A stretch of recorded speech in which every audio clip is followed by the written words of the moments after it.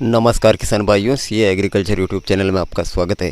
किसान भाइयों, जैसा कि आप वीडियो में देख रहे हैं कि अभी जो बारिश हुई, बहुत से इलाकों में बारिश हुई थी, क्योंकि सर्दियों के दिनों में मावठ ज़्यादा होते हैं, तो इसी वजह से बारिश होती है। और जिन इलाकों में बारिश ना होती उन इलाकों में ठंडी का प्रकोप ज़्यादा होता।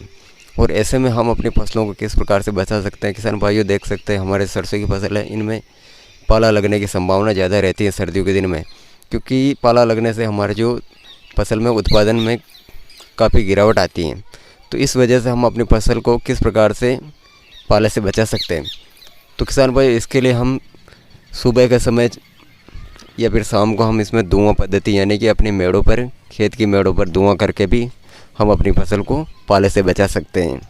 और दूसरा जो किसान भाई, हम अपनी फसल में सल्फर का उपयोग करते हैं, जैसे पहले भी हमने कर चुके हैं या फिर बाद में नहीं भी किया तो हम इसमें स्प्रे के माध्यम से और भी कर सकते हैं।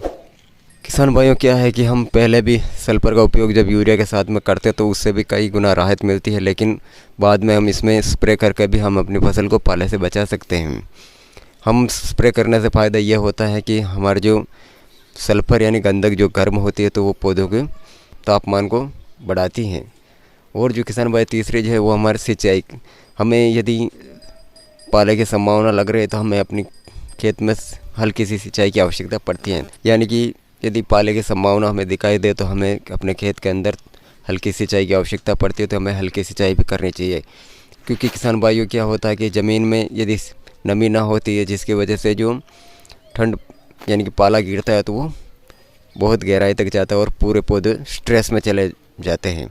इस वजह से यदि थोड़ी बहुत हम अपने खेत में सिंचाई कर देते हैं, जिससे क्या होता है कि 2 से 3 डिग्री तापमान बढ़ जाता है भूमि का, जिस वजह से हमारी फसल पाले से बच सकती हैं।